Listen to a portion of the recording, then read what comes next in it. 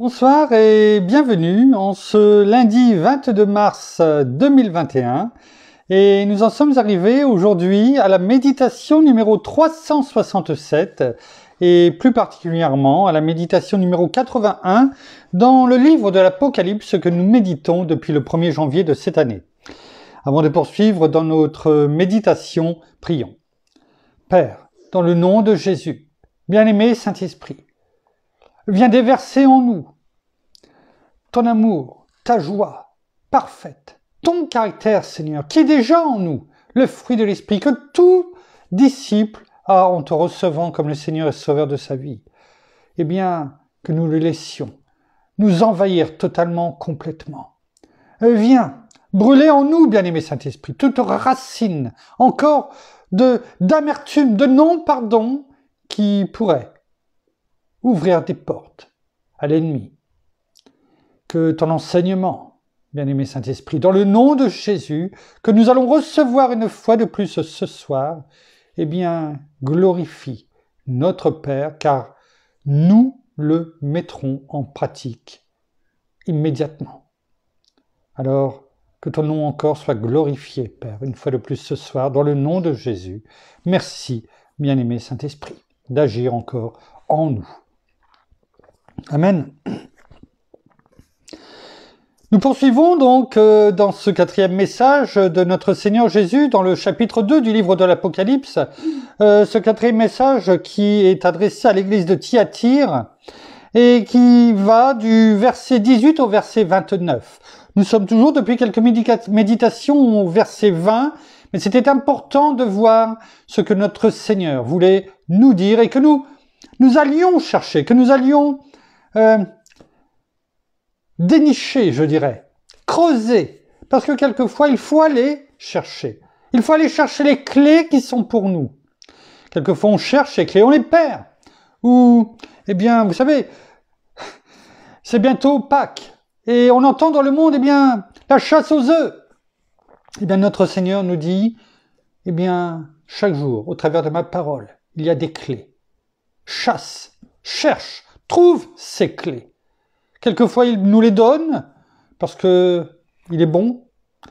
Notre Père sait que nous en avons besoin, peut-être pour sortir ouvrir une porte, non pas à l'ennemi, mais pour nous mettre derrière. Et quelquefois, il faut les chercher, il faut les trouver. Parce que en les cherchant, eh bien, on apprend plein de choses. Et c'est ce que nous faisons au quotidien. Nous avons cherché, eh bien, au travers de tout ce que la parole nous a permis de trouver, de dire, eh bien, au niveau de cette femme, Jézabel. Et ça nous a mené progressivement à comprendre qui elle était, elle, l'esprit d'Akab, l'esprit de Dalila, et de voir aussi tous les traits de caractère qui caractérisent, eh bien, non plus, peut-être, cette Jézabel que, même si c'était déjà le cas, mais l'esprit de Jézabel qui est toujours vivace de nos jours. Cela nous permet de bien le comprendre, de bien le discerner. Nous avons besoin de cet esprit de discernement. Reprenons déjà les 3 premiers versets de ce message de notre Seigneur à l'église de Thyatire, du verset 18 au verset 20 du chapitre 2 de l'Apocalypse. Il est écrit: Écrit à l'ange de l'église de Thyatire, voici ce que dit le Fils de Dieu, celui qui a les yeux comme une flamme de feu et dont les pieds sont semblables à du bronze. Je connais tes œuvres, ton amour, ta foi, ton service, ta persévérance et tes dernières œuvres plus nombreuses que les premières.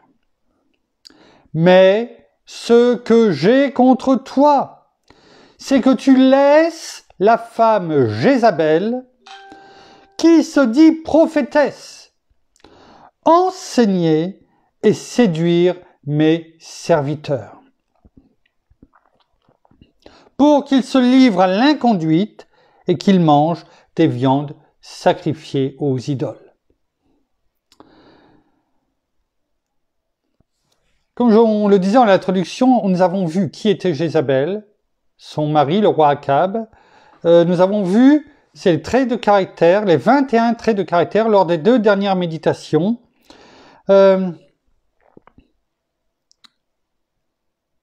Et nous devons, tout comme notre Seigneur nous le dit ici, ce que j'ai contre toi, c'est que tu laisses la femme Jézabel. Et on voit automatiquement à la fin de ce verset 20, eh bien, les conséquences du fait de laisser l'esprit, la femme Jézabel, ou l'esprit de Jézabel aujourd'hui, eh bien, régner finalement dans nos vies. En tout cas, au départ, simplement s'engouffrer dans une porte ouverte, dans une faille, et petit à petit, eh bien, gangréner notre corps, nos pensées. Et que l'on en soit conscient, qu'on le croit ou qu'on ne le croit pas, la question n'est pas là. La vérité, c'est que notre Seigneur nous le dit, et c'est ce qui se passe. C'est ce qui se passe. Que nous le voyons ou pas, que nous obéissions ou pas à la parole, et c'est encore plus facile dans ce cas-là pour l'ennemi, eh bien, il fait du dégât. Jusqu'à ce que nous nous en apercevions même plus. Et dans ces cas-là, eh bien, ça devient très très dur. Parce que la parole le dit. Pour qu'il se livre à l'inconduite, c'est-à-dire à la débauche, à l'impudicité. C'est cela, le même mot. On l'a déjà vu dans les précédentes méditations. Et qu'il mange les viandes sacrifiées aux idoles. En tout cas, qu'il ne fasse des choses qui sont contraires à ce que Dieu agrée.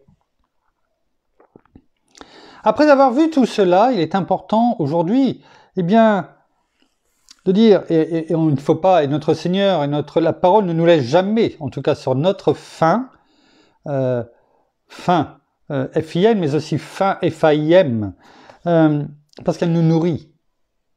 Rappelez-vous, Matthieu 4,4, l'homme ne vivra pas de pain seulement, mais de toute parole qui sort de la bouche de Dieu.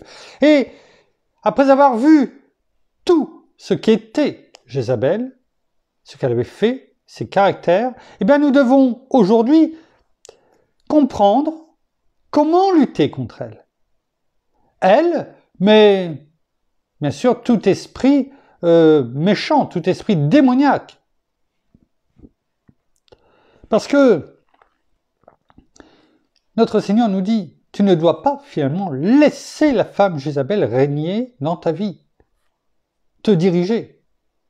Alors, comment pouvons-nous le faire? Quelle est la clé dont nous avons besoin pour ne pas laisser l'esprit de Jézabel, Dalila, Akab et tous les esprits méchants, quels qu'ils soient, l'ennemi régner dans nos vies? Excusez-nous, une fois de plus, sûrement un message publicitaire. Eh bien, que devons-nous faire? Que devons-nous faire? Alors, eh bien, il est important de faire une chose. Et on l'avait, je crois, laissé entendre lors d'une méditation précédente. C'est de s'habiller.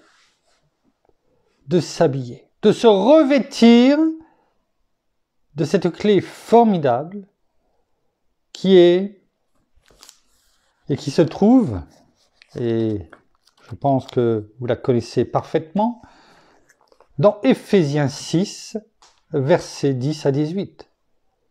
Ce sont ces armes que Dieu nous donne, cette clé formidable, afin de pouvoir avancer, d'avoir le discernement nécessaire et de faire face à tout ennemi, quel qu'il soit.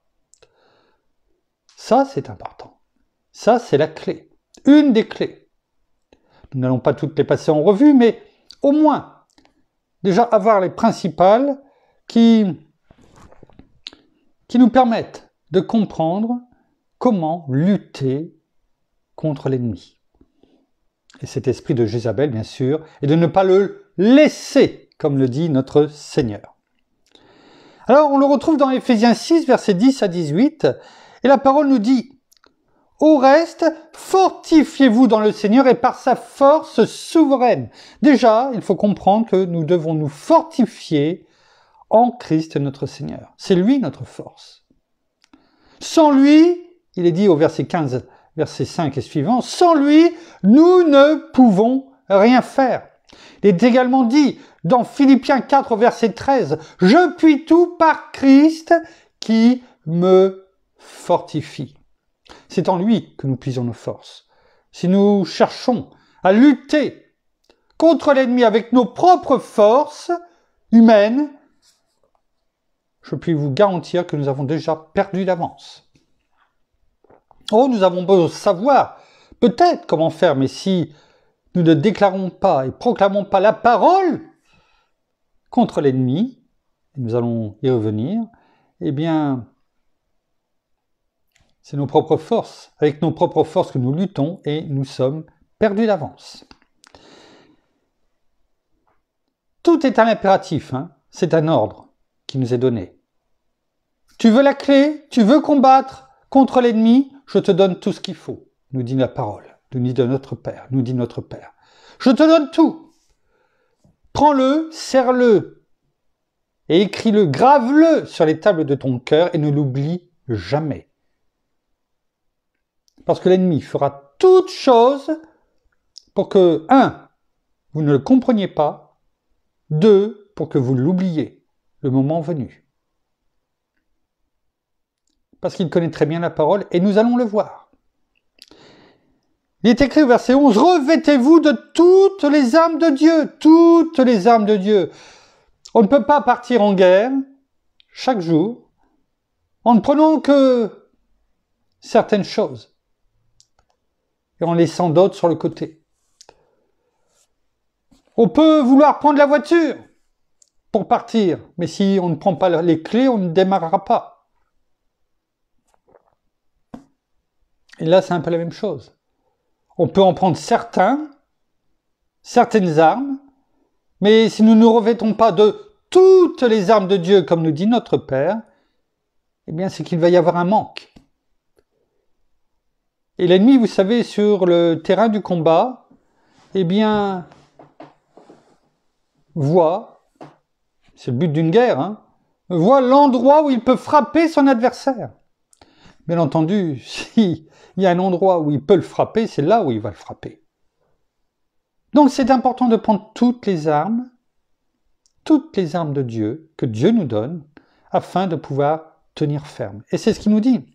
Revêtez-vous de toutes les armes de Dieu afin de pouvoir tenir ferme contre les manœuvres du diable. Il n'y en aura pas qu'une. Il y en aura plusieurs. Il y en aura plusieurs. Il va revenir à la charge.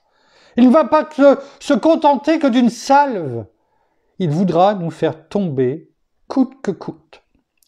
Mais si nous nous revêtons de toutes les armes de Dieu, nous sommes vainqueurs.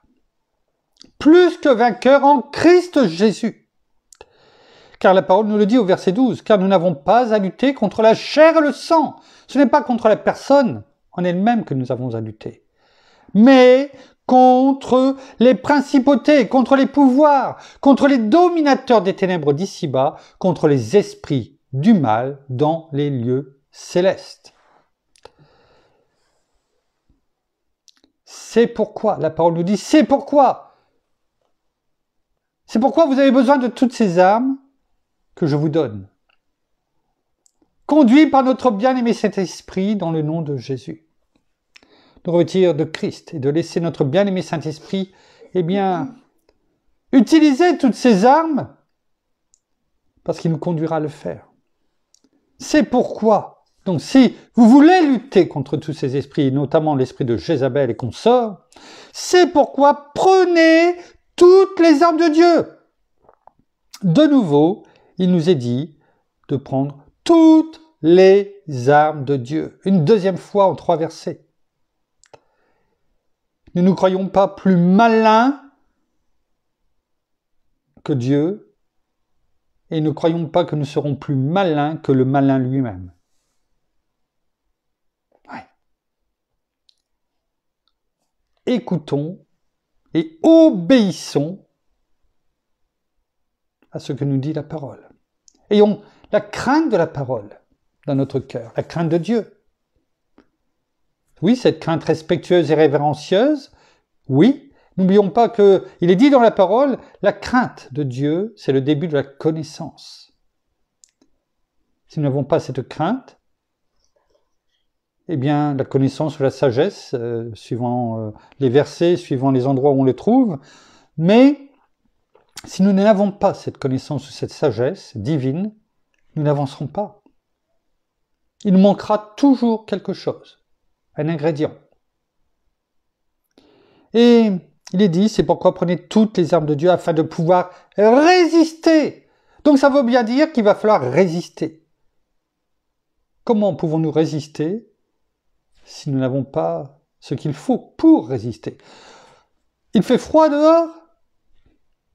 Si on sort en t-shirt, s'il y a du vent, je pense notamment à nos amis au Canada où il fait bien froid, eh bien, si on ne s'habille pas pour sortir, je ne pense pas qu'on va pouvoir résister bien longtemps. Et on risque même d'avoir des engelures, c'est ça qu'on dit, hein, et on risque d'être amputé de quelque chose. Et c'est ce qui arrive à la guerre. Si on ne fait pas attention et si on n'est pas bien armé, bien revêtu. De résister quand? Dans le mauvais jour. Ce ne sera pas tous les jours, mais dans le mauvais jour. Lorsqu'il y aura besoin, lorsqu'il va nous attaquer, lorsqu'il va revenir comme les vagues qui reviennent sur le rivage. Et tenir ferme après avoir tout surmonté. L'ennemi connaît la parole. Il ne faut pas croire que c'est un imbécile. Il a eu le temps de se préparer, de déguiser ses armes. C'est pourquoi nous avons besoin de ce que nous venons de dire. Regardons ce qui est dit dans le psaume 91. Ce sont les clés pour lutter contre l'esprit de Jézabel, tout ce qui est donné là ce soir. On ne s'écarte pas et on n'est pas passé à autre chose. Nous avons besoin de cela. Et si nous ne le prenons pas pour chacun d'entre nous, nous sommes déjà morts sur le champ de bataille. Nous n'avons même pas encore commencé à combattre, nous sommes morts. Un soldat ne va pas au front et au combat avec des armes factices, avec des jouets.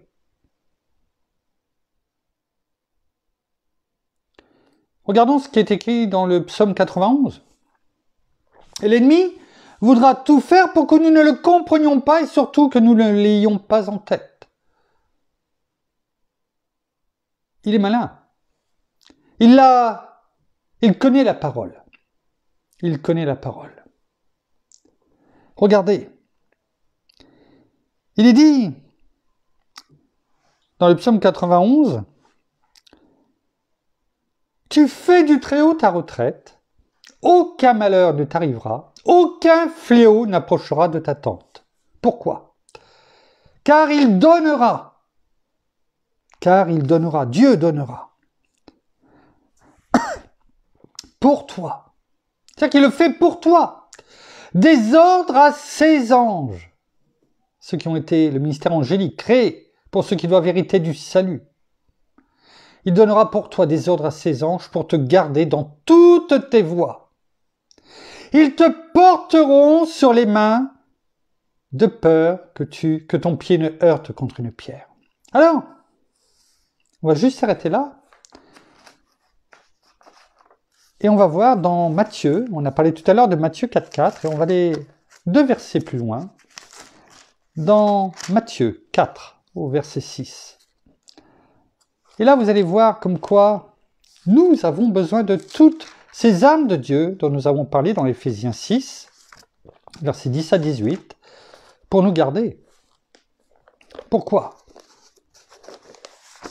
Regardez ce qui est dit dans Matthieu 4, à partir du verset 6. Verset 6.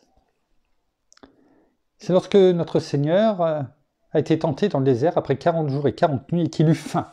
C'est ce que dit la parole. Regardez ce que le diable fait. On va prendre le verset 5. Le diable transporta dans la ville sainte, donc à Jérusalem, vous avez vu, il le transporte dans la ville sainte, à Jérusalem, et le plaça où? Sur le haut du temple.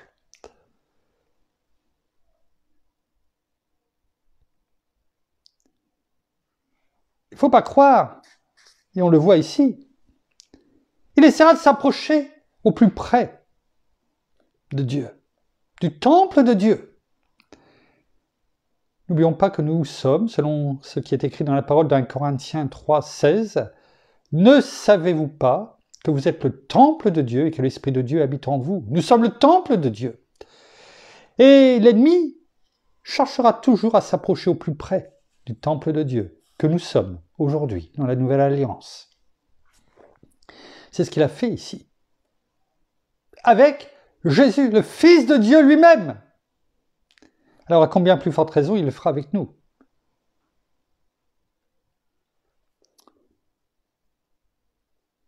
Et lui dit, verset 6, « Si tu es le Fils de Dieu », donc il le savait bien, « jette-toi en bas, car il est écrit. » Regardez ce que l'ennemi, le diable, Satan lui-même, dit. « Car il est écrit. » Il met au défi le Fils de Dieu lui-même, notre Seigneur, eh bien de mettre en pratique la parole. Toute la parole? Non. Il est malin. C'est pourquoi nous avons besoin de ces armes et de ce discernement pour lutter contre tous ceux que nous avons définis tout à l'heure, que la parole a définis, pardon. Jette-toi en bas, car il est écrit, « Il donnera des ordres à ses anges à ton sujet, et ils te porteront sur les mains, de peur que ton pied ne heurte contre une pierre. » Exactement le même verset, 13, 12 et 13, enfin non, pardon, 12, du psaume 91. Il le connaît.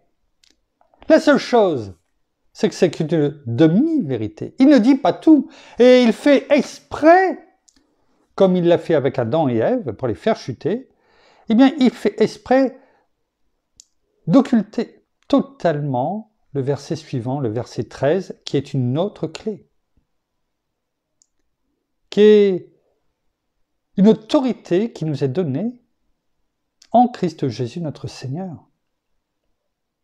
Regardons ce verset 13. Tu marcheras, du psaume 91, tu marcheras sur le lion et sur la vipère. Dans d'autres versions, ça peut être aussi l'aspic, mais c'est la même chose, c'est le serpent, la vipère. Tu fouleras le lionceau et le dragon. Tu fouleras. Tu marcheras. Quand on marche sur quelque chose, quand on foule quelque chose, c'est-à-dire que notre pied se trouve au-dessus. On l'écrase. Cela nous montre que Dieu nous a donné, dans le nom de Jésus, toute autorité pour marcher, comme il est dit dans Luc 10, verset 19, sur les serpents et les scorpions, sur toute la puissance de l'ennemi, et rien ne pourra vous nuire, dit la parole dans Luc 10, 19. Et lorsque l'ennemi vient, Jézabel et consorts, nous devons lui rappeler qu'il est sous nos pieds et que nous avons toute autorité en Christ Jésus qui nous a été donnée en tant qu'enfant de Dieu. Parce que le lion, rappelons-nous, la parole est dit, en parlant de Satan, il est comme un lion, rugissant, guettant, regardant qui il va dévorer. La vipère, c'est le serpent, celui qui a fait tomber Adam et Ève. 3 fois, on pourrait presque dire.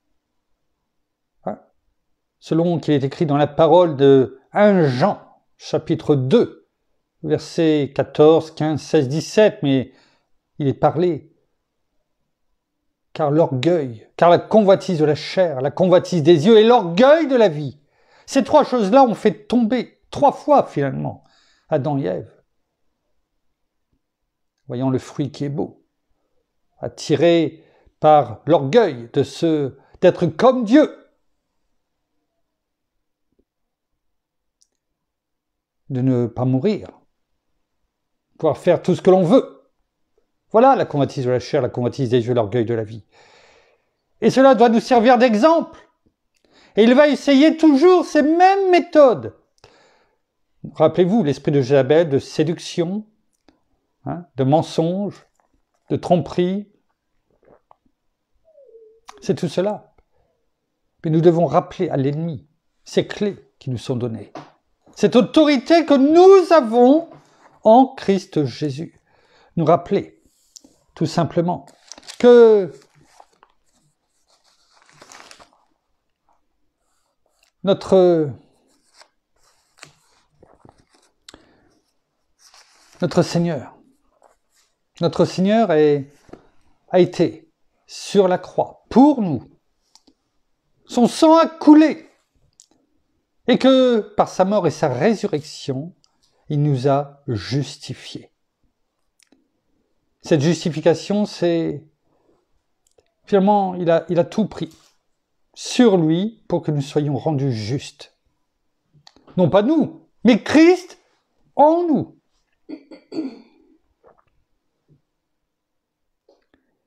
Et la justification, c'est une autre clé. On se retrouve presque à Fort Boyard, à collectionner les clés. Et une autre clé, c'est l'identification. Ça, l'ennemi ne voudra jamais que nous le comprenions, que nous le gardions en nous. L'identification. Qui sommes-nous en Christ Jésus? Nous sommes, par Christ Jésus, enfants de Dieu. Rappelez-vous, Romains 8, à partir du verset 14, 15, 16, 17, il est écrit « Car vous n'êtes plus sous un esprit de servitude maintenant, mais vous avez reçu un esprit d'adoption, par lequel nous crions « Abba, Père ». L'Esprit, le Saint-Esprit lui-même, rend témoignage à notre esprit que nous sommes enfants de Dieu. Et si nous sommes enfants, nous sommes aussi héritiers, co-héritiers de Christ, pourvu que nous souffrions avec lui jusqu'à la fin, afin d'être aussi glorifiés avec lui.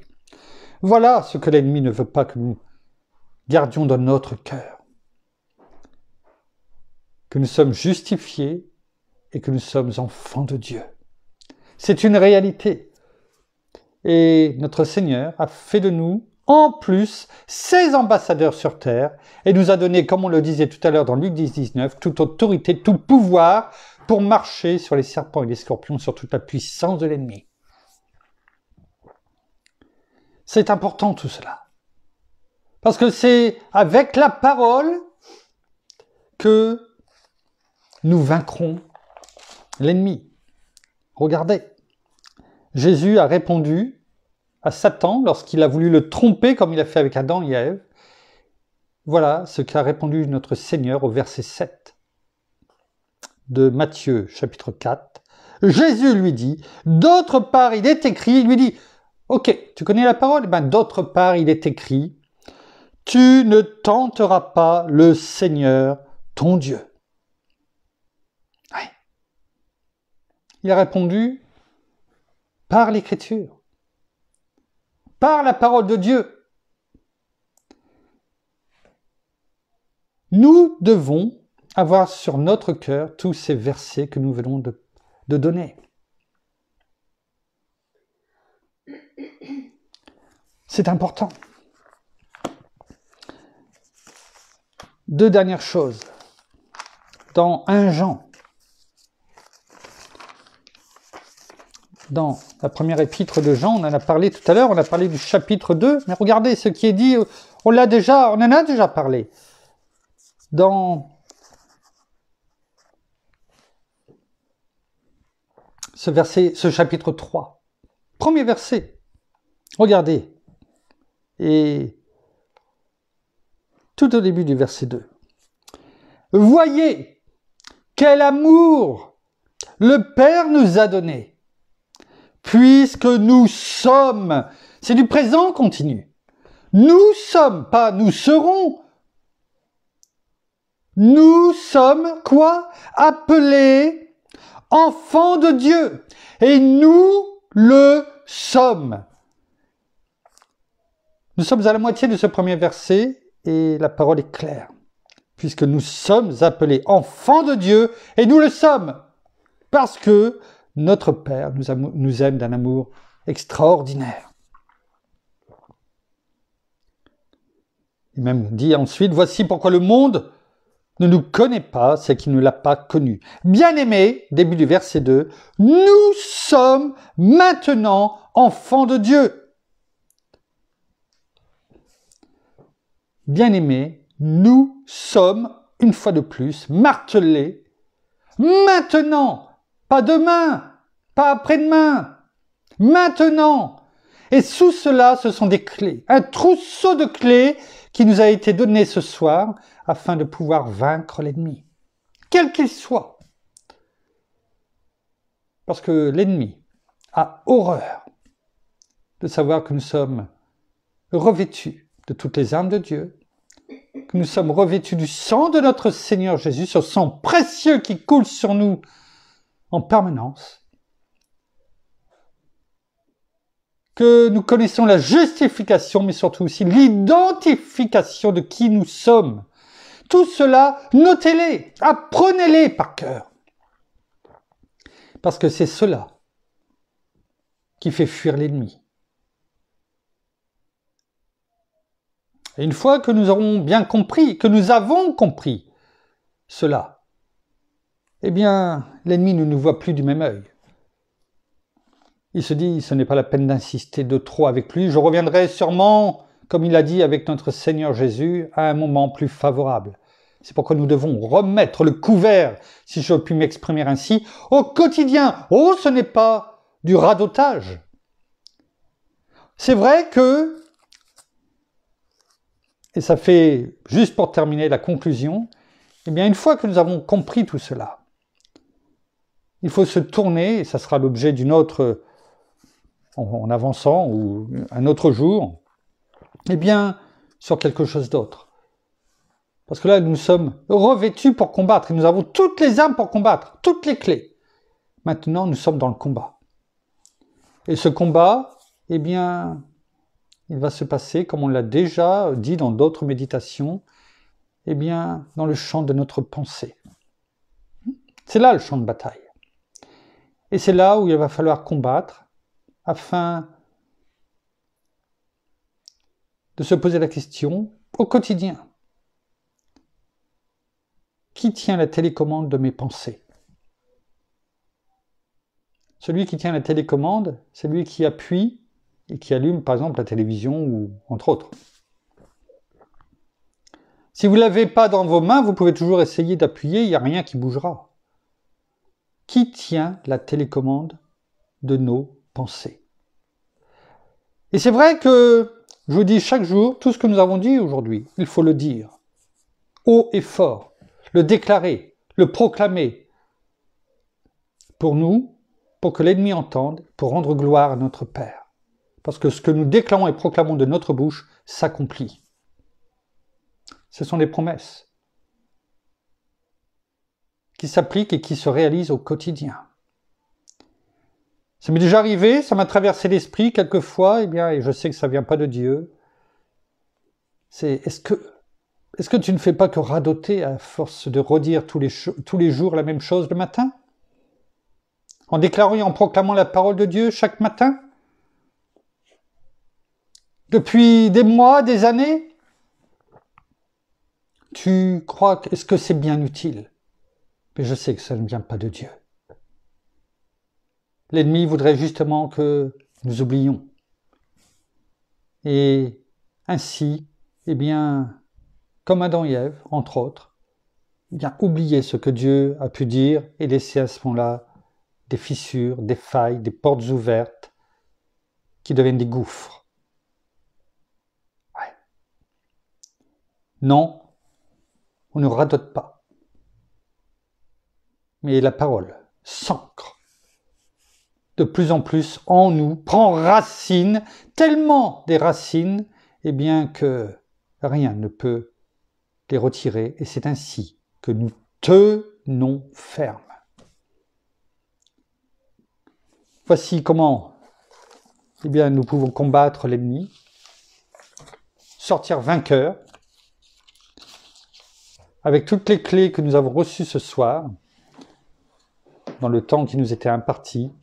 Eh bien, nous avons déjà largement de quoi ne pas vouloir faire les choses par nous-mêmes, mais tout simplement en nous appuyant sur la parole et en déclarant et en proclamant, eh bien, quand nous discernons des attaques contre nous ou contre d'autres personnes avec qui nous sommes, eh bien, notez, parce que là, vous avez, et nous avons, un bon trousseau de clés afin que l'ennemi fuit, tremble, non pas devant nous, mais par Christ qui est en nous. Comme il est dit dans Galates 2:20, et maintenant, je suis crucifié avec Christ, et ce n'est plus moi qui vis, c'est Christ qui vit en moi. Ma vie présente dans la chair, je la vis dans la foi au Fils de Dieu qui m'a aimé et qui s'est donné pour moi. Alors, avec tout cela, eh bien, tenons ferme, car nous avons tout en nous qui nous a été donné pour le faire. Merci Père, merci Seigneur, merci bien-aimé Saint-Esprit. Nous terminons par la prière. Oh, merci, c'est bien, Seigneur, encore ce soir, pour tout ce que nous avons entendu, tout ce que tu nous as montré, tout ce que tu nous as appris et surtout révélé par la parole, par notre bien-aimé Saint-Esprit. Oui, parce que c'est toi qui nous conduis. Alors même si par moments les choses peuvent être difficiles, eh bien, faisons barrage dans nos pensées, eh bien tout simplement à l'ennemi. Quand les choses arrivent et les pensées ou les mensonges, eh bien refusons toutes ces paroles et refusons-les en ton nom, Seigneur Jésus, tout en sachant que cela n'est que mensonge, n'est que corruption, n'est que vanité, orgueil. Et alors, refusons tout cela parce que nous savons que tout ce qui n'est pas bon vient de notre ennemi et nous savons que nous devons nous fortifier chaque jour en toi.